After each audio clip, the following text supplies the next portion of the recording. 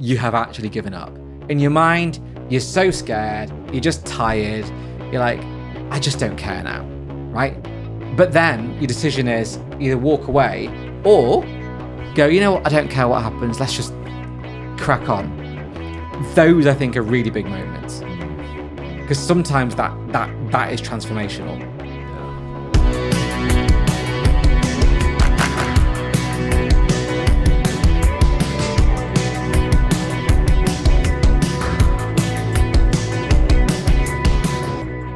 From Ministry of Work, welcome to Greater Manchester's Greatest Minds podcast, a show about Greater Manchester's pioneers, entrepreneurs and visionaries, and the stories that brought their ideas to life. I'm Eddie Whittingham, and on today's show, we speak to Professor Vikas Shah. He's a serial entrepreneur, investor and advisor, having sold his family textile business to one of the world's largest textile companies.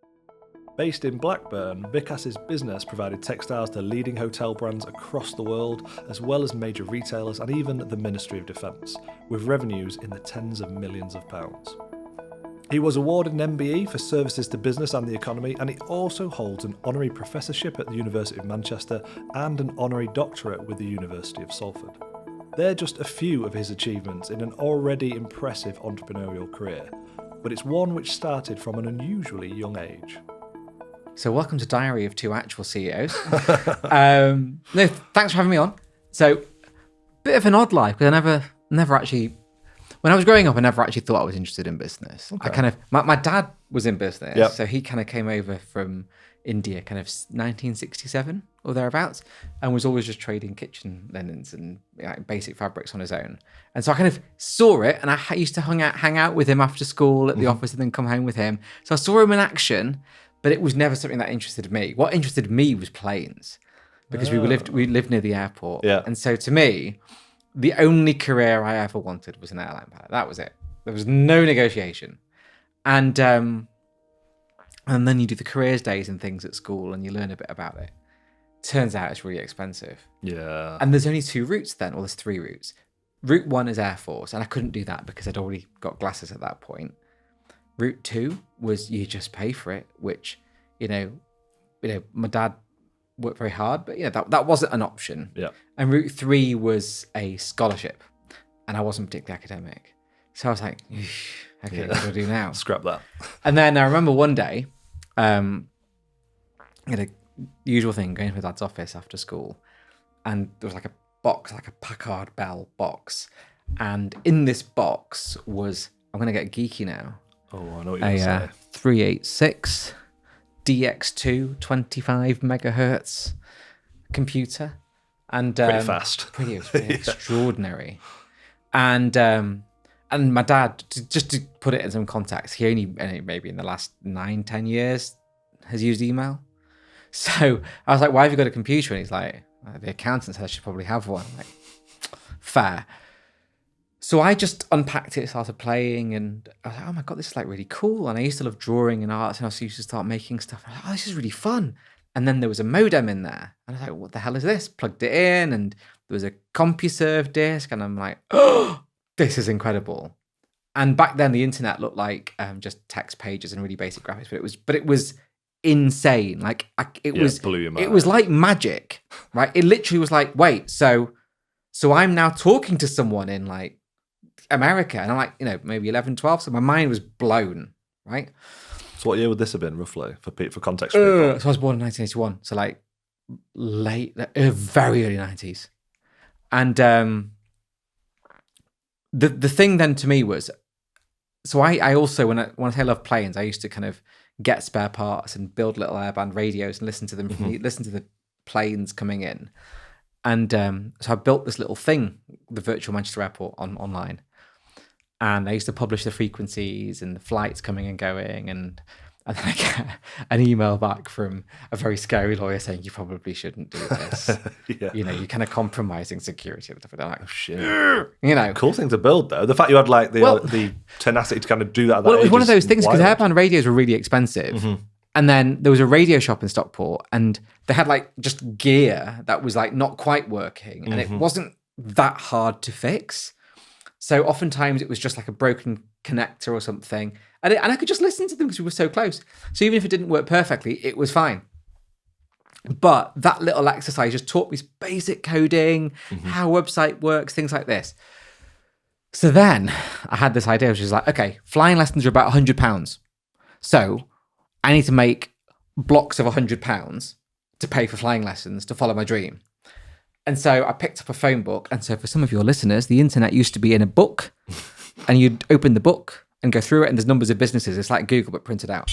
Anyway, so I literally picked up the yellow pages and in school holidays, I was just ringing businesses saying, hey, I'll build your website for £50 or I'll do some design work for you for £50. I was a child. I was like 13. But you know, it was amazing. Some businesses gave me a chance. Yeah. And some businesses were like, oh, this is really cool. Yeah, come talk to us. And so incrementally I started, getting some clients and, the money starts coming in and I'm getting flying lessons booked. And I'm like, This is amazing. But here's the funny thing. Even then, even though I was building a little business, I didn't think of it as business. I was like, I want to be a pilot. That's it. So then fast forward.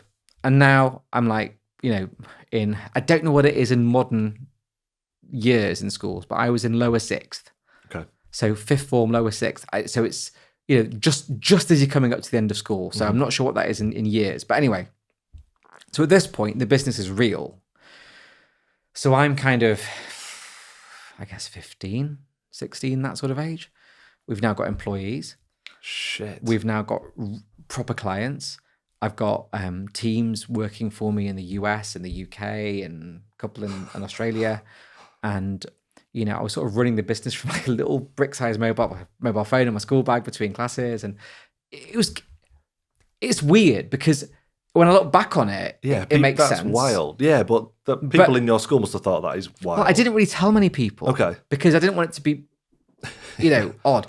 But the crazy thing was, when I'd started out, there was only like 2 other web design agencies in the UK. It was like really early. So there was the virtue of the right timing, which is so important. So the right timing built the business.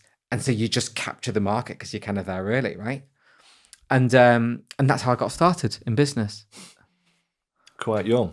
I was very young. I was a child. So that was literally just web design, and you just, as you built up the clients because you were ringing around, you just had to start getting a team together, really. Yeah, and it was one of those weird things where, like now, it sounds really weird, but when I speak to kind of some startups now, they're always like, no, I need to raise the money because I need to raise the money to get the team. And once I've got the team, I'm going to go and try and win some business. And I'm like, well, but what if you don't win the business? Yeah, exactly. So with that first business, I used to just go and try and win business because I knew that there's loads of people out there. If I win the business, I'll just bring in the people to deliver 100%. it, right? And that was incrementally how I grew it, because my job then, which I think should be really the job of a lot of CEOs, you've got to just win business and grow the business. That's your job. And incrementally, the bigger we grew, the more ambitious the projects were, the larger the projects were. I then brought in, the team to deliver it, and I was still a child, but I sort of was aware of that in a way. So I used to say to people, look, I can't do this, but I need people who can. I've somehow managed to win this, and I need people to help me deliver it. And I suppose, like, why would they care, right? Because they're going to get paid. It's not. And most of them thought it was kind of funny. Yeah, true. Most of them were like, "This is kind of fun." Yeah, sure, And but that naivety of when you're that age, you're sort of fearless, because you don't know about social consequences as much. And I think that fearlessness is really important, because you just pick up the phone and make the next call, or just speak to somebody because you're not that worried about it. Yeah, you can brush it off a bit easier, I think. Yeah. So how long did you do that for? And were you still doing your flying lessons? Did you get your flying lessons? I did. Yeah, but more as a private pilot, not commercial. And so that sort of ran until early 2000s, and then early 2000s, everyone woke up in the morning one day and a giant business called WorldCom had gone bust. And to put that in some kind of perspective, so WorldCom provided a lot of the infrastructure that the internet ran on back then.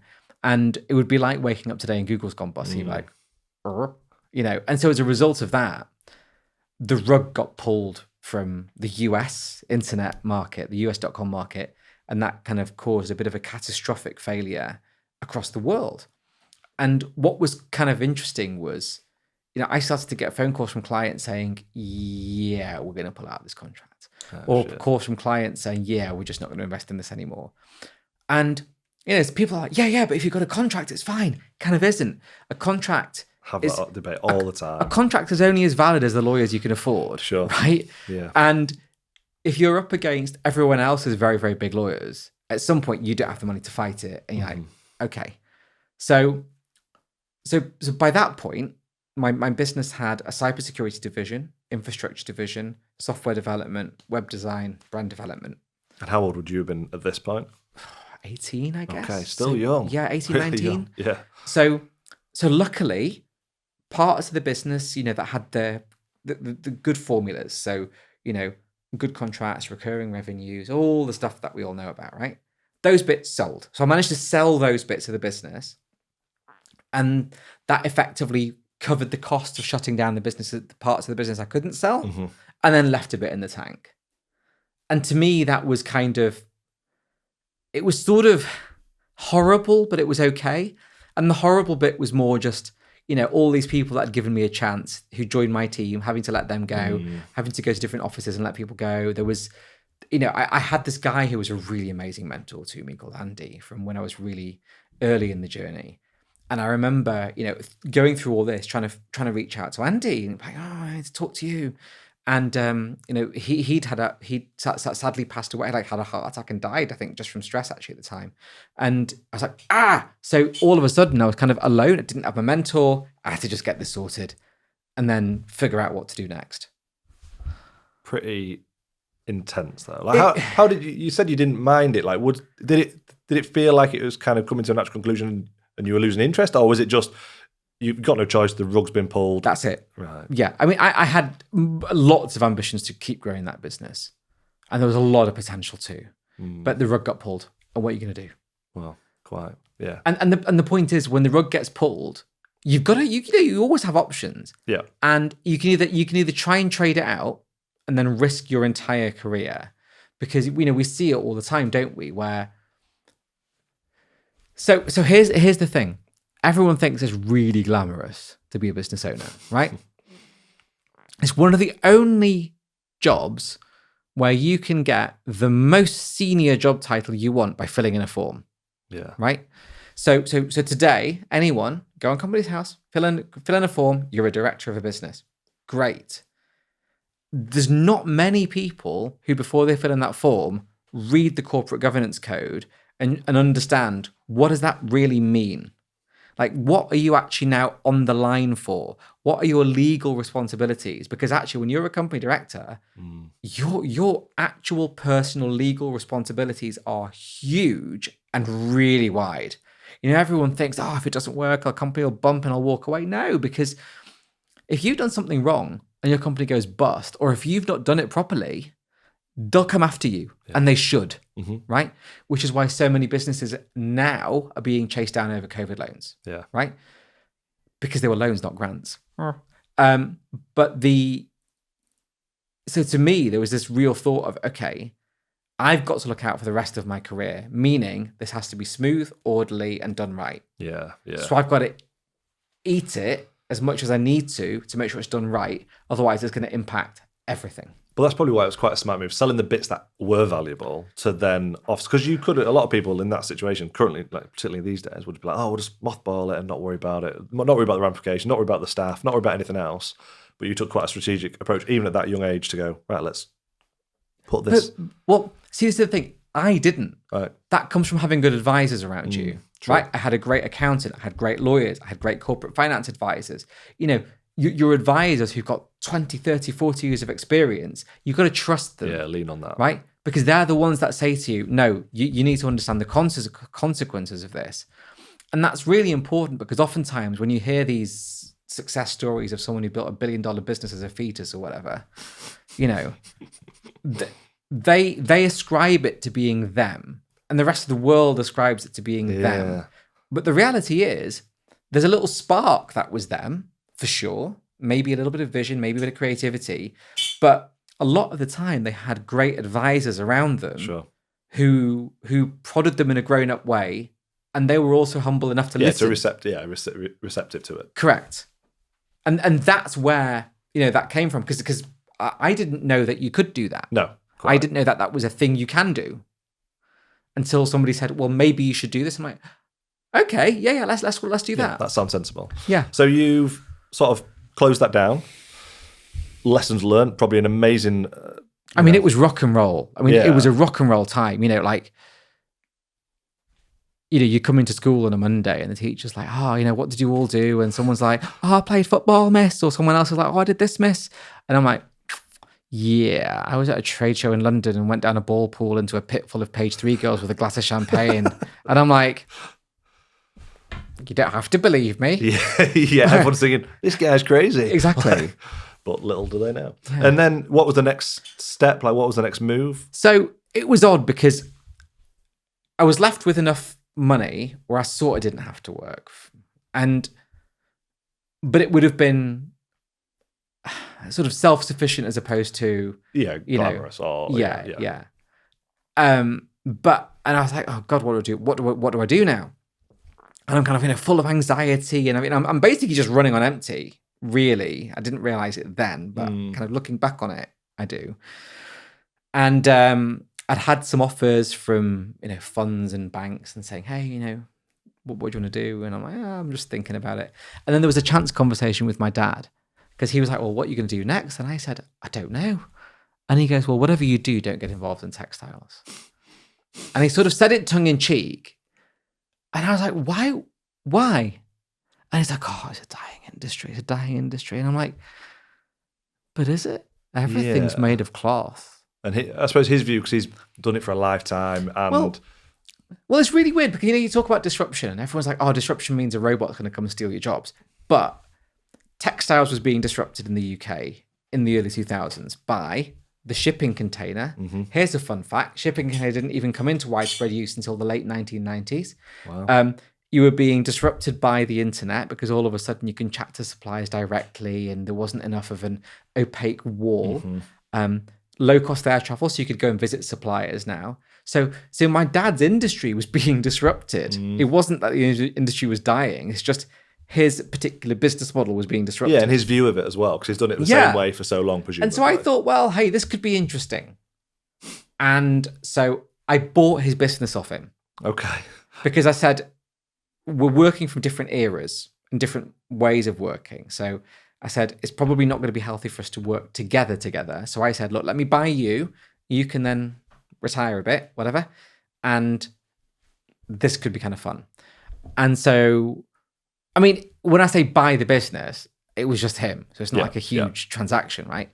But it then gave me a platform to then look at what to do next. And so my plan was take all the learnings from technology, from branding, from professional services, from all those different industries and apply them to an industry which was undergoing transformation and was kind of aging.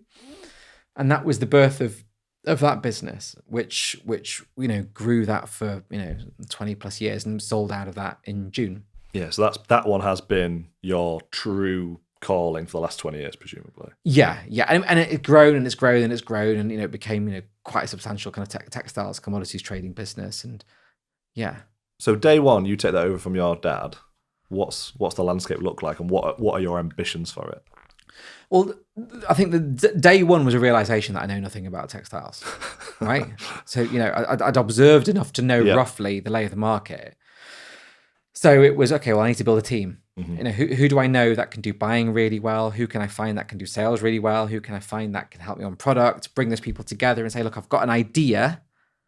I'm not quite sure how that idea will form, but I need a team around me, and I've got some fuel in the tank so we can all explore it together. And so the first thing was to try and really look after the existing clients, grow them a little bit, just make sure that they know that we've got additional firepower now. Yep. And then look at the markets where, so when disruption happens, you lose pillars of, so you lose some of your ability to compete, right? So you've then got to look at, okay, well, if those areas to compete are gone, how can I compete now? So I had to look for markets where geographical proximity was really important, i.e., you can't just go buy it direct as easily. Where brand was important, where technical knowledge was important. So I said, okay, well, what about healthcare, hospitality, advanced fabrics, those areas? So finding people who had the experience in those, they're really just saying to them, look, you run it as yours. I'll give you the freedom to operate. I'll back you to the hilt, but I want you to run it. And then giving them the kind of clear air to go build those businesses. Yeah. And then, before you know it, we're winning, £1 million plus contracts, and it's growing and it's growing. And, we go from, being in a tiny little office to having, 100,000 square foot of warehousing, and it grows and it grows. And, it was a whole different industry. And it wasn't one where people were entering it. So again, timing. That timing point's really important. So important, isn't it? I think it's one of the most underrated parts of any entrepreneurial journey, because everyone likes to think, all that success was purely down to me, or it's that thing you alluded to earlier. It's like, no, it's your advisors. It's that little bit of luck, which is often timing. And it's at your point there, presumably, you were a total breath of fresh air in that industry, I presume. I was, but that's why I distanced myself from the coalface. Okay. Right? Because you're talking about industries where you're dealing with really mission critical stuff sometimes. And so actually being a breath of fresh air is not helpful. They want someone who's been there, done that, and that will help them sleep at night. Yeah. But I had to realize that and be okay with that, right? So don't play startup, play serious. And to play serious, you have to also admit the bits that the market might not like about you. Mm-hmm. And so being a breath of fresh air is not good in a mission critical market. That's a good way of putting it. So I had to bring the team in who had oftentimes more experience than I had been alive. So my first few hires had been working in the industry longer than I'd been alive, right? That's the level of experience they had. And so, but I was like, okay, well, if I was a buyer, I'd find that pretty reassuring. 100%, yeah. So bring them in, let them get on with it. It's giving that credibility, isn't it, as Completely. Well? So the actual tangible business, what sort of things were you selling and to who? Okay, so bed, bath, kitchen and home textiles, Yep. plus industrial fabrics and high performance fabrics. Clients we've like NHS England, most of the major hospitality companies in the UK, Ireland, Northern Europe, quite a big range of sort of aerospace, advanced materials. So quite diverse. The largest part of the business was very much healthcare hospitality though. Yep. And that was kind of the backbone that kept building. And then, like I said, alongside that, there was retail and specialist textiles products as well. And what was some of, obviously you were there 20 years, so like what were some of the hardest moments in that? I mean, there was lots for different reasons, right? There's multiple economic crises. And also, Yeah, totally out of your control. So here's the other thing, right? It's when your business sells like an ethereal service or a digital product, you're not as exposed to the market. Because if what you're selling is digitally downloadable, or if what you're selling just relies on individuals to deliver it, your business has less real economic risk. Whereas when you're moving stuff, when you're literally there buying, cotton and raw materials, spinning it, stitching it, turning it into fabric, working with mills around the world, buying shipping, putting it on boats, taking those boats through some of the most dangerous parts of the world to get them to the UK. There's multiple failure points. Anything that happens in the world, it could be a drought that causes an issue in cotton supply. It could be global conflict. You're exposed to that every day. So being plugged into the world was an incredible experience because all of a sudden, anything that happens in the news probably is relevant to you. It really matters. And that's actually a really brilliant thing because all of a sudden it matters and you understand it. So I co-founded a baby grow company, which our baby grows are manufactured and produced in Turkey. And obviously, Turkey earthquake. And it was like that brought it home. It was like, shit. Yeah. That's not just. I like the way you de-escalated from a level 5 to level 4 swear. Yeah, thanks, mate. But it was a huge problem straight away. Yeah. Like, obviously, horrific, catastrophic problem in the country, but then the ramifications it also has are massive. Yeah. But prior to being involved in that business, I wouldn't even have thought about that. That's why I always say anything involving like physical products, I think is way harder than other businesses. It is, but then also there's a reason, it takes a lot of resilience out of you. But I sometimes when I go and do like the occasional guest lecture or whatever, And everyone's like, yeah, I want to start an AI thing. And I'm like, no, but before you make that decision, go grab a copy of the Rich List, whether it's Forbes or Times or whatever. Just go download it and look at the top 100 people and look at the industries they're in. There might be 1 or 2 people in tech. There's probably 1 or 2 people in that list who are doing like really sexy stuff. The majority of people on that list sell cardboard or cement or, Doesn't have to be sexy, it's does stuff it? which is complicated and hard, but it ain't necessarily, that interesting.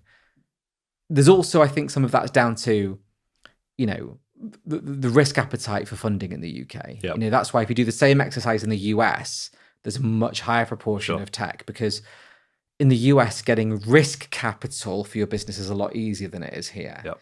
Because a lot of the funds in the US are run and owned by former entrepreneurs who understand risk, who like taking risks, who understand the benefits of taking risks. Whereas a lot of funds in the UK are funded by and run by institutions. And so they're not really as open to taking risks, and they don't understand business risk as much. And so our startups sometimes tap out as a result. Yeah. Talk me through, so economic issues, 1, what else? I mean, naturally in any scaling business, people, HR, always, one of the most dreaded emails in my inbox. We went through lots of political upheaval. We went through, lots of changes in market policy, which drastically impact your business. Things like COVID that happened, that suddenly just pulled the rug out. You have things like container ships sinking. You have, it's lots of day-to-day firefighting. There's also just the general stress as well. It's really, running a sort of substantial business is pretty stressful. And I'd already come out of a very stressful business into a very stressful business. And so alongside all of that, I'm dealing with my own mental health stuff. And that was hard because, that's kind of something that I was dealing with pretty outside the business. And also, the bigger your business gets, the more responsibility lies on your shoulders for each incremental decision. So, every decision you make through the day, and this as well, most of your job as a CEO, actual CEO, by the way, not the diary of, most of the decisions that land on your desk every day are pretty consequential. And you've got to make quite quick decisions with quite incomplete information and be okay with the consequences. And when you make enough of those, it's tiring. How did you deal with that then? You obviously mentioned it did affect your mental health. And I think the hardest bit for any business leader is you are invariably alone. You can't share your own challenges often with staff. You can't exactly tell staff you're not going to, or you're struggling to make payroll, for example. Yeah. Like, how did you deal with that? Not very well. I had 10, 11 years of really bad anxiety and depression. Right. There was, 4 attempts on my own life, and it was horrid. And when you ask how I dealt with it by eventually actually growing up and getting some help. Right. I dealt with it by actually not believing my own hype, and actually going to a doctor and delegating the responsibility to an extent to the professionals and saying, I need some help here. Prior to that then, did you just kind of put that to one side? Like, how did it get so bad? No, I mean, prior to that, I just listened to all the garbage out there where it's, you can read a self-help book and that's fine, or, go on this retreat or walk on some coals or whatever. And it's opened my eyes to the predatory nature of a lot of support networks, and actually the fact that they're really just dining out on people who probably should just see an actual trained counselor. Yeah. And so I just did all of that. I used to go out a lot, used to just blow money on stupid stuff like cars and watches and, anything that was a tonic. And because it's your business and because you're in charge of that business, no one's going to tell you no. Yeah. There's no one there really saying, are you okay? Because your so-called friends at the time won't, because they're enjoying the lifestyle that they get by hanging around you. Your employees probably won't, because they're relying on you to pay the bills. So, you don't have an accountability mechanism either. No. Were you, challenging by yourself, and presumably still quite young when you're having this success as well, which doesn't help. Do you put some of those struggles Like, was that solely down to the business and the pressures that the business brought, or was that other external factors? I think there's loads. I mean, I think everything interconnects, right? Business definitely, because it's hard. There's also a lot of like self-identity stuff, because I was really bullied at school, wasn't very confident, wasn't very academic. You know, I was pretty fat at the time, not very sporty, you know. And so there's lots of stuff where, because you didn't get that kind of approval and support growing up, you're just seeking it elsewhere. And you had a quite unusual childhood as well, because while everyone else was doing those things, you were building a crazy business at the time, right? Yeah. Which is pretty insane. And so you never really had the chance to actually grow up. So I think, you know, for any of us, it doesn't matter how old we are in numbers, we've also got those other domains. Is how intellectually mature you are, how emotionally mature you are, how, you know, practically mature you are. And I think I was quite practically mature from running a business and operating a business at scale, but I probably wasn't as I definitely wasn't emotionally mature. No, but you've been rammed down this CEO path almost. And I certainly wasn't intellectually mature yet. So I wasn't able to critically assess the world properly. I definitely wasn't emotionally intelligent enough, but I was practically very intelligent because I could run a business. Yeah, and that could to a level at least trump a lot of the other sort of weaknesses, I guess, until it couldn't. Because it's a wonderful sticky plaster. Yeah, and everyone and was there ever an element of like sort of being the victim of the hype as well, like where, because you were very young, doing very well. Did you kind of sort of start to believe that a bit, or? Because you seem very. My point is, you're very measured now and reflective on it. I am now. Were you then? No. Okay. It's weird. I never believed it, because I've always found, I always then and still do find like public speaking stuff like that quite uncomfortable. I always just had to get okay with it because it's part of the job. It's tough. And I don't know, because I think because I was always anxious, I tended to not read the articles about me. And so I never really ingested the hype, if you know what I mean. Yeah. Whereas it's funny because going back and looking at them, I was like, that's kind of good. But but I actually just didn't read them at the time because I didn't want to know in case there was something negative in there. Yeah, probably sensible. So it was an inadvertent outcome, but also it's just, I don't know. Too busy running the business. I was busy, and I was. I can't explain it. I just.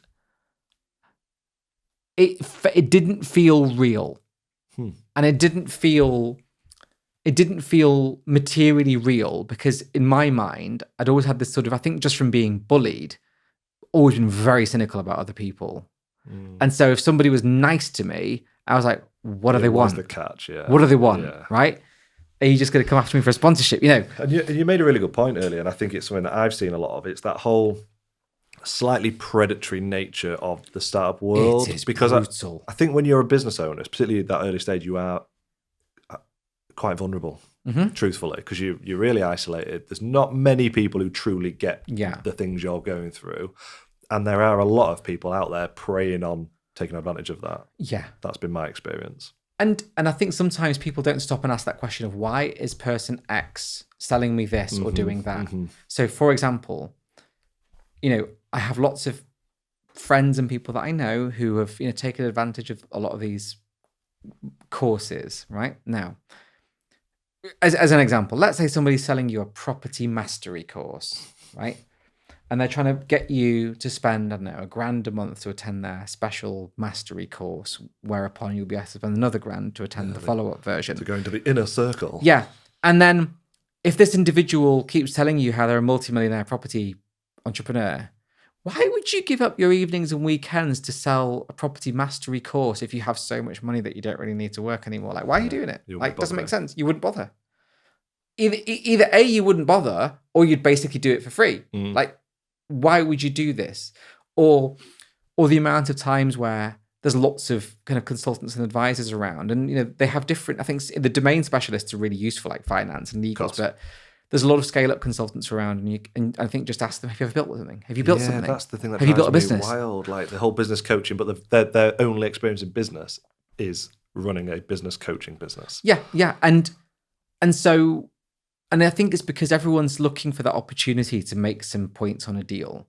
So the net effect of that. So let's say you've got the startup who quite understandably is a bit naive, like we all were at the start. Absolutely.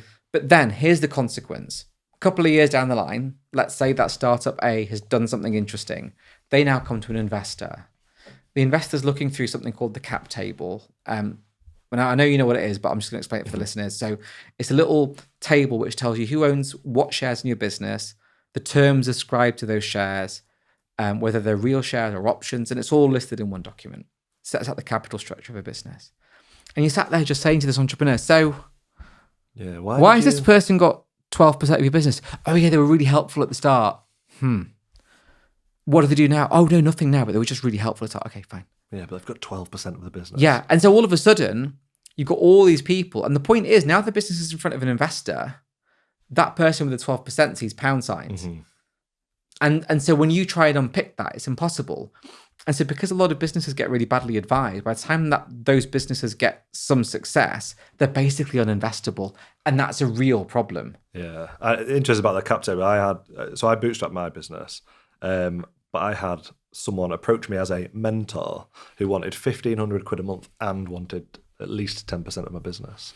And obviously I told him to fuck off. But that was my big wake up moment. I was like, they were introduced to me as a potential mentor, which generally I always, people want to help people for free a lot of the time. And then all of a sudden he's trying to take 10% of my business at least and wanting, I was like, dude, in what world? I wasn't even paying myself at that stage either. I mean, I think the exception is if somebody accepts remuneration in the form of shares, but that comes with super strict conditions. Correct. So, for example, I might say to you, right, I'll give you some shares in this business, but those shares are on the basis that you deliver this or provide this or help the business achieve that. And if we don't, those shares go back. Yeah. Or what works really well for startups is don't give anyone shares, but give them options, right? So you could say to a mentor, look, oh, right, you're going to charge me normally $2,000 a month. Okay, I haven't got the money, but I'll give you $2,000 a month of options in the business. And that way, when you do your first serious fundraise, they can dip the hand in their pocket, turn that money into shares, and they made some money. Yeah. Great. Yeah, great way of doing it. So if we think about your journey then, 20 years we said you were building this huge business. What were some of those sliding door moments? Like what do you mean? Where it could have gone another way? Were there any? I've got a few in mind where I remember making a decision that I probably didn't really appreciate at the time was a huge decision, but looking back, I'm like, oh shit, that could have changed the entire course of it. Do you have any of those? So, sometimes it's taking a chance on people or taking a chance on a situation. So when you've hired someone where you're like, they're not quite the right fit, but there's something there, and then they just end up transforming your business, or that client who is there's so many occasions where you just make a cold approach to someone, and most of the time when you cold outreach someone, you don't even hear back. But then I think in all the businesses I've ever had, there's been transformational moments where I've just picked up the phone, cold outreach someone on the right day for them. The timing was right, where they just were like, actually, let me talk to you about that. And all of a sudden, you've just got a client that's changed your business. One of my first ones in the first business was Unilever. Christ. Yeah. Huge. So that it teaches you have to be persistent in outreach. Yeah. But every now and again, the more work you're doing on outreach like that, and by outreach, I mean really serious focused outreach, right? Going to a networking event is not outreach, right? Completely agree. And too many startups spend too much time just drinking themselves to death at events. That ain't outreach. Outreach is just sit yourself down and just start reaching out to people in a really strategic way. So, for example, if I was looking at you, I'd be like, okay, look at his LinkedIn, find what he's interested in. Who is this person? And then when you outreach, just use something that you know.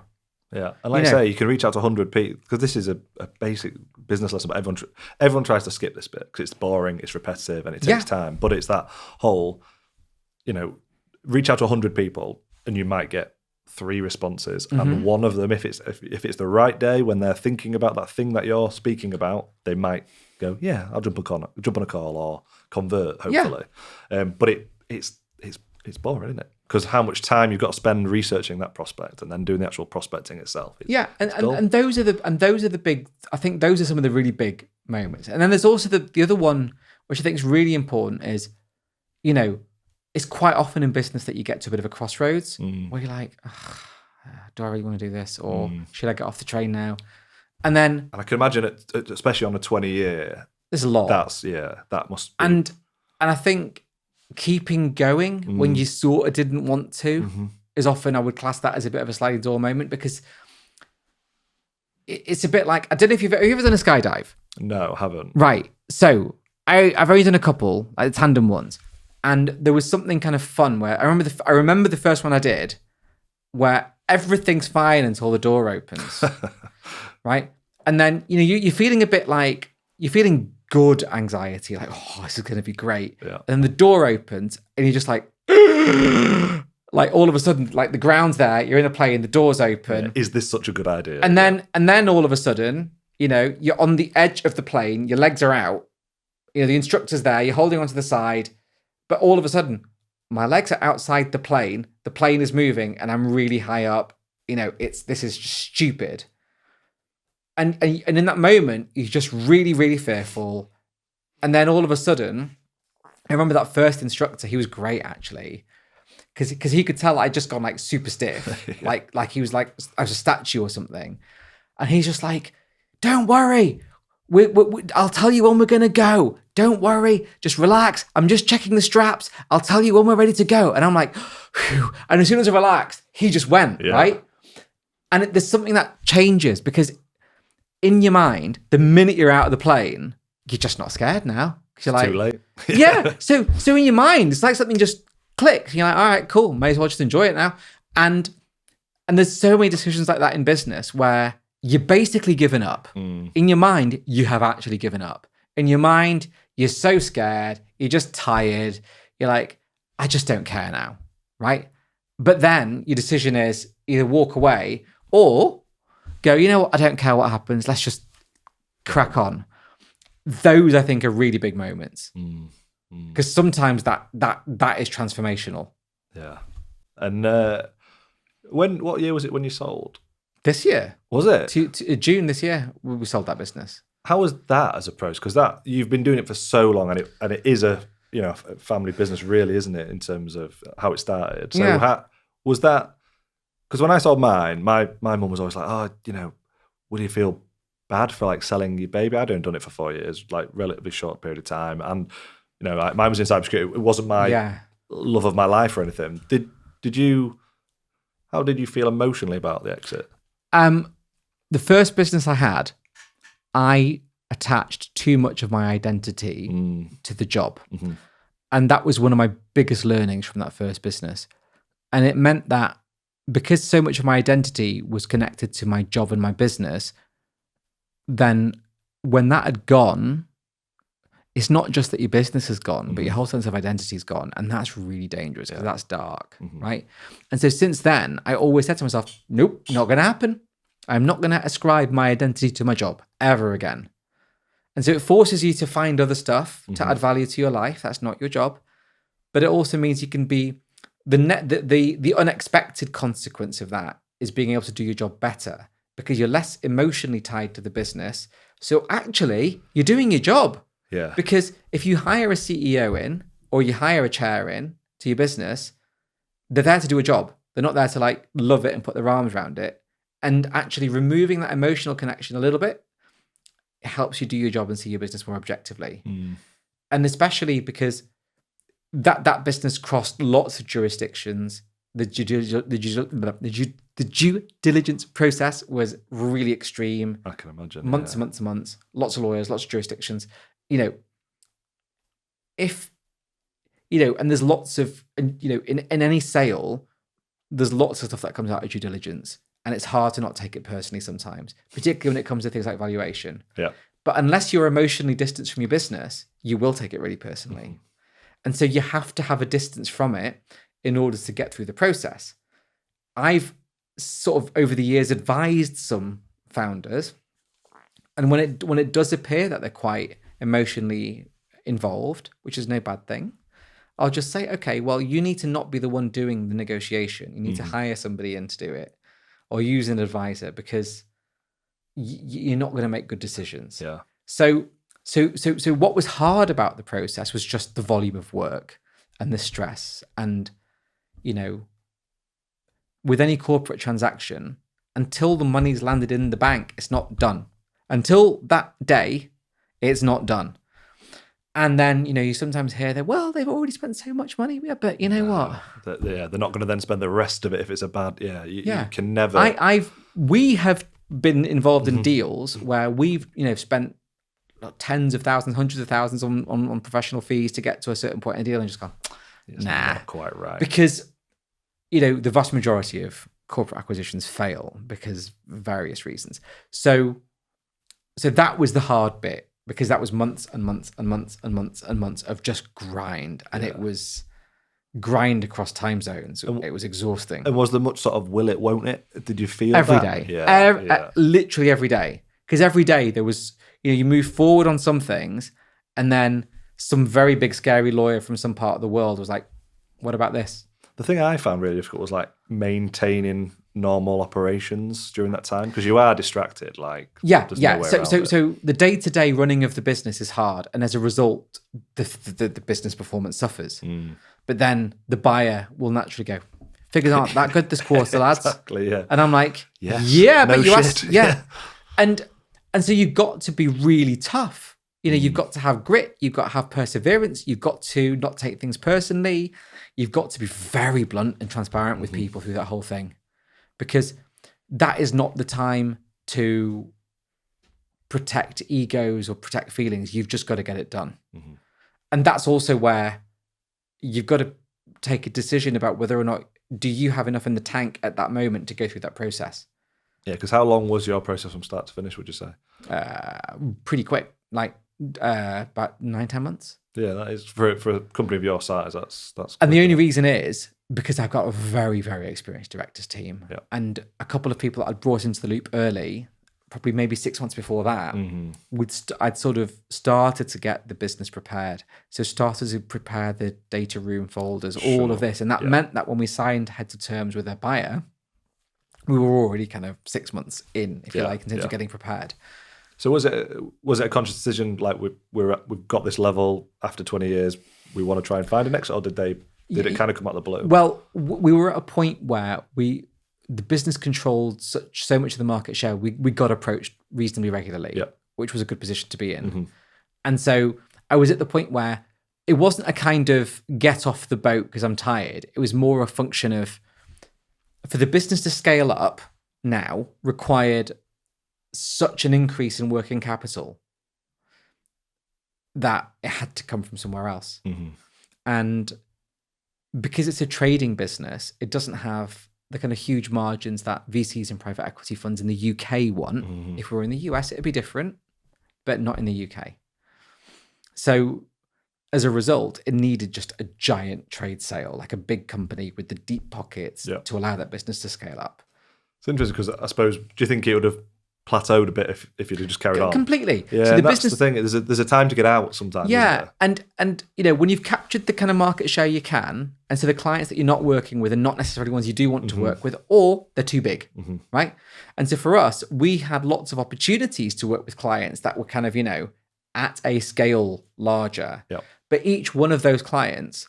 So here's a really interesting thing, which a lot of businesses sometimes forget. It's all well and good having big clients, but there's this little thing called client concentration. And client concentration can also make your business unsaleable. If, you can sit there and go, my business turns over £10 million. But if £9 million of that is one client, no one's going to buy you. It's not business, really. It's not going to survive a problem, is it? Yeah. So the other challenge for me was that the clients that we were now able to bid for, any one of those would have suddenly become 50% or more of the turnover. And the risk of that is huge. So, and also businesses that plateau don't survive. Right? Fundamental rule of life. So if we were going to plateau, then what are my options? I can just wind down the business, take the cash out, and that's fine. Or if somebody's interested in buying it, have a conversation. And that's the route I went down. Because you don't know until you have that conversation. And there's so many, it's funny. Like, there's so many people I know who've sold their businesses who didn't really want to or didn't think about it. But the minute somebody dangles a check in front of you and they're serious, the minute the money's real and in front of you on the table, that's when you make a decision, right? It's like rule one of negotiating, right?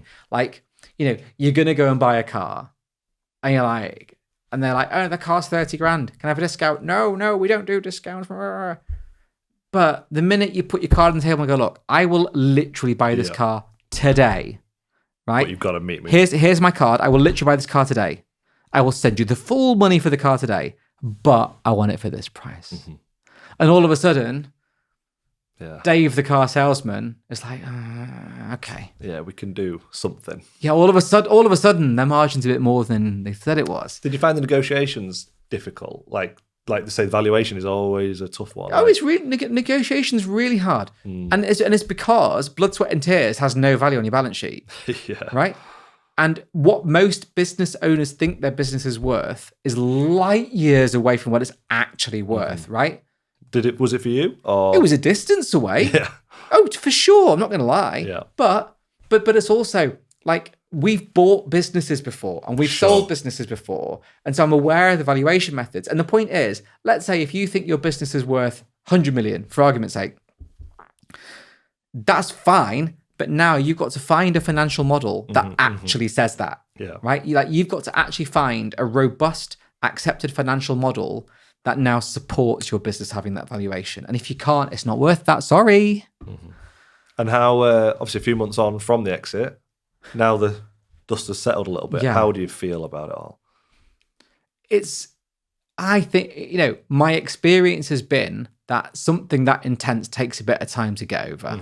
Like, you're just tired for a bit and you're a bit shell-shocked, and it's different. I know we were talking just as we were walking around before, all of a sudden, you don't have your colleagues, and it's just a different phase of life. I mean, I've always been quite, like I said, after that first business, I've always been really keen to make sure that my identity is never connected specifically to what I do, because I think that's really dangerous.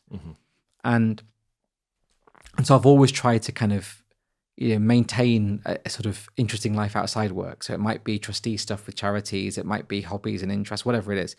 And so I've kind of doubled down on some of those to make sure I'm busy. I've got a gym at home, but I go to the gym now instead. So you just adapt. Keeping routine's really important. So I still get up at the same time. So, I always got up like 5:45, went to the gym. And even though I don't need to now, I still do, because that routine bit's really important. And it gives you a reason to go to bed at the right time, stay healthy, get up, stuff like that. Because I've seen lots of other friends who sold their business and they just kind of, when your life loses its routine, you're like, I'll just have that drink, or it doesn't matter. And that's really dangerous. So I've kept the routine, keep going, do bits of advisory work, and I'm on different boards, and it's, looking at different startup opportunities. It's fine. It's fine. What do you think the next few years will hold? Honestly, don't know. I've never had a plan, because plans never work. Right?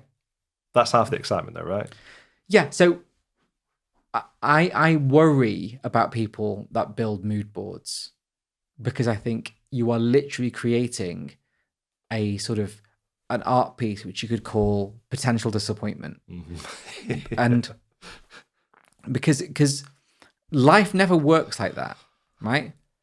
The amount of people who built a mood board about growing old together and one of the partners died, and what are you going to do? So you're not a fan of law of attraction? No. Or manifestation or any of that. No, me neither. What I like to do is just, what matters is every decision you make in a day. What do you say yes to? What do you say no to? Are you saying yes to things because it's aligned with your values? Are you doing stuff because it's interesting? And I feel like as long as everything I do, I decide for the right reasons, then actually it all works out.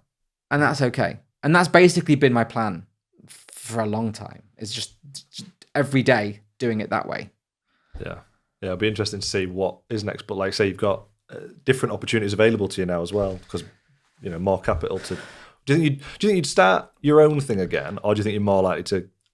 Oh, I'd definitely start something. It depends on what. I mean, it needs to be sufficiently interesting. Yeah. Like I'd need to want to do it. I mean, it's also really weird because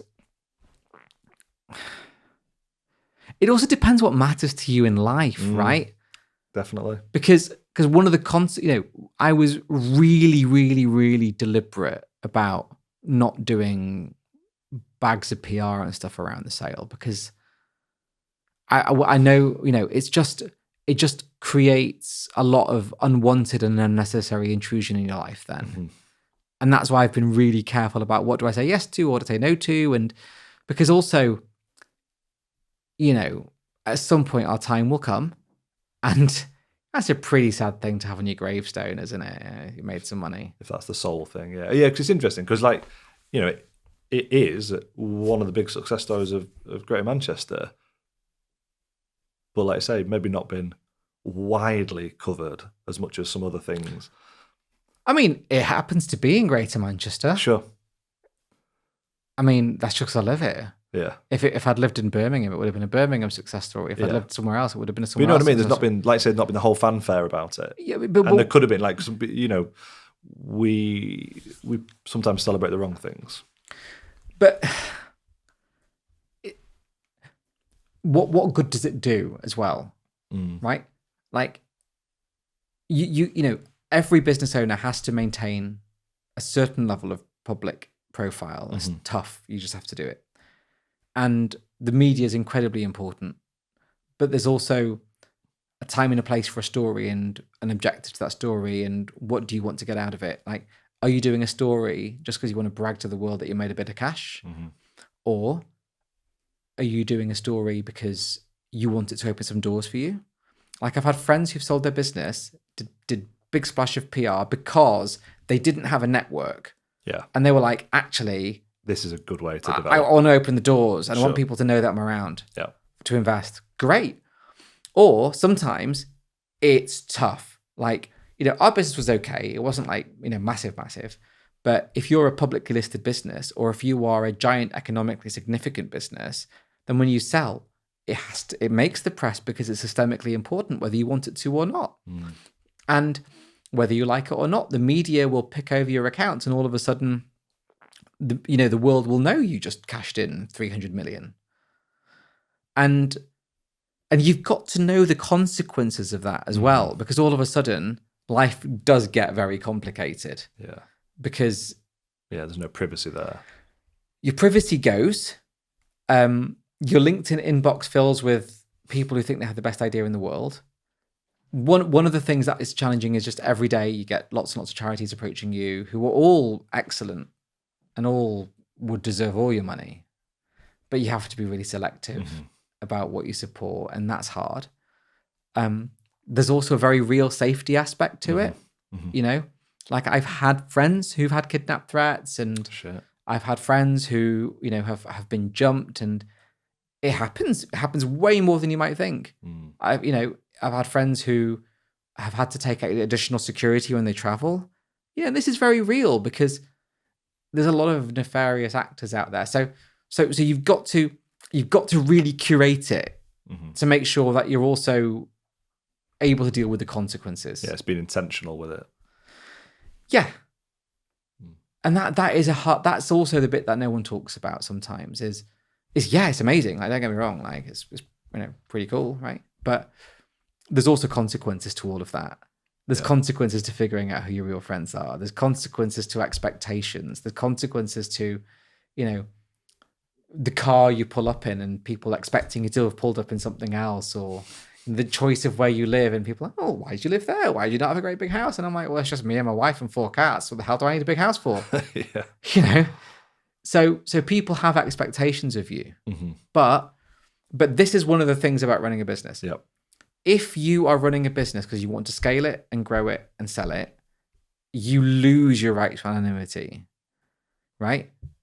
And you've got to realize that that's part of the deal, right? In the same way that if you want to become famous, if you want to become an influencer or a celebrity, you lose your right to anonymity because actually your success is dependent on you having a degree of profile. Completely linked, aren't they? Yeah. So, as my businesses grew and as I sort of got more public profile, there were plenty of occasions where we won a contract because they were like, oh, I want to work with you. Or we got an amazing hire because they're like, I've read about you and I would love to work for you. So profile really, really, really, really matters, but it has consequences. Yeah. And people don't talk about that bit. Would there be anything if you went back you'd change?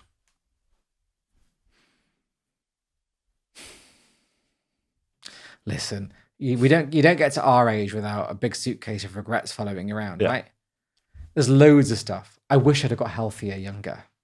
When I was at school, I was like 20 stone. I was not very healthy. Wow. I wish I'd have got healthier younger because then I'd be stronger. Because as you get older, a lot of the stuff, like, for example, back problems and stuff like that, if you were healthier and stronger younger, you'd have better bone density. You'd be better later.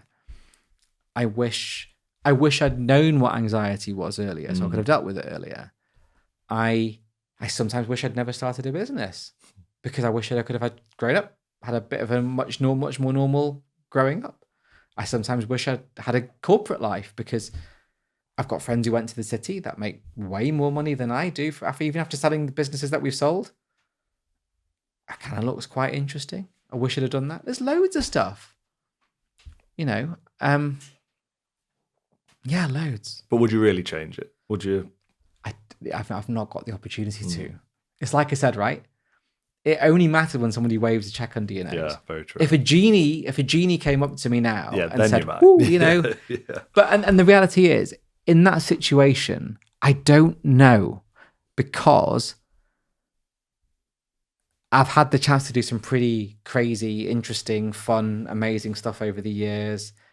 For all the bad stuff, there's been some great stuff, like seeing your face at Times Square on the side of the NASDAQ. And, it's like the stuff there that I could not have imagined. Yeah. For all the bad stuff. And so actually, I don't know because I don't know if any of that stuff would have happened if the other stuff had been resolved earlier. Yeah. Because I think sometimes the grit that you get from getting through the bad stuff is what pushes you towards the other stuff. I completely agree. I think you need that.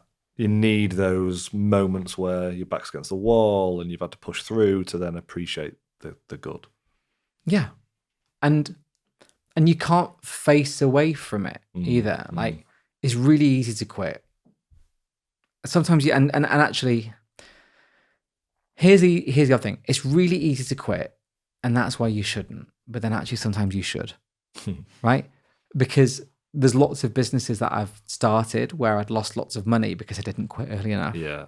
And I was like, no, I'm going to keep going. And then all of a sudden you're like, oh my God, how much money have I lost? Fallacy, yeah. And there's also lots of occasions where I wanted to quit and I didn't, and that was transformational. And this is, I know it's sort of kind of full circle back to something we said earlier, but that's why having the right advisors around you is really important because they're the ones that help you see sense. Because an advisor is not a cheerleader. An advisor is not the person that goes, you're great, you've got this, right? The advisor is the person that says, this is a stupid idea, get your money out. Yeah, someone who can be truly honest with you. Yeah, and there's not enough people like that around because we don't like hearing it. No one wants to hear that an idea sucks. Or no one wants to hear that it's time to just let it go. But, this is why having that right group around you is so important as early as you can. Yeah, completely agree. So has there been anything along your journey that's sort of surprised you in terms of what is brought to your learning? So you might remember that first business I talked about when I was still basically a baby. And, we had clients in the US. And one of the things I loved, I found it interesting, was when I went to the US, there was lots of business people that I met there who, even very early days, were talking about these different charities they were involved in. And I was always like, yeah, but you're kind of still on the journey. Why are you doing it now? Yeah. And they were always like, yeah, but we've got the energy and the contacts now. We probably should do it now, right? And because at the time, and there still is to an extent, a lot of the time people leave the charity bit here until they're retired. Or, They maybe go to a charity ball every year and bid some money. Look, that's all important, but actually, when you are in your career and you have the energy and the contact and the profile, carving a bit of your time out to put something back really matters for a few reasons. A, because, it's just pure lucky sperm. The fact that you're not the one needing the help. Quite. Right? There's no mysticism to it. It's just a fluke of maths that you're not the person on the receiving end of that food parcel. And the second part is, it is extraordinary what you learn from charities, and extraordinary how it humbles you. So A, charities do a massive amount with no money. Like, one of the ones that I've worked with for a long time, Mustard Tree around the corner. Yeah, I love Mustard Tree. Largest homelessness and anti-poverty charity in the Northwest, support 10,000 people a month. I couldn't build a business that supports that many people a month for that income. I couldn't do it, right? So you learn how to build goodwill. You learn how to really leverage love and brand and team and things like that. And then I would always suggest, if you're going to do it, be brave, step in, get involved, volunteer, go meet charities. And I've always been involved with international charities. And with international charities in particular, go out in field if you want to. And if your risk tolerance means that and I'm like, okay, cool, I want to go see it. And, we visited, part of the world where it only recently come out of civil war in the north of Uganda. So it only came out of the civil war maybe 10, 12 years ago, thereabouts. And we're on a farm, and there's a lady on the farm, and there's some young men on the fields, and she's telling us about how all her sons were killed in the civil war. And I'm like, okay, well, who were they? So who were they on your field? And she goes, oh, they used to be rebels. And I said, so wait, so they could have been the ones that caused harm to your family? She's like, well, yeah, but the war's over now, and everyone deserves a chance. Yeah. And here we are worried about Love Island, right? It's kind of, we have such isolated, cushy lives. If you don't open your horizons to how challenging life really is for the vast majority of people in the world, and actually, you don't open your eyes sometimes to how much you can impact that, because you can raise money, you can provide support, you can, you kind of, it's only because society works in a certain way that you're not that person. Yeah. Right? You don't deserve it. You just happened to have been born in a certain place at a certain time. That means that you are not the one waiting for the Hercules to fly over and drop some food for you. You're not the one who had to flee because there's a war breaking out or because the building next to you got bombed.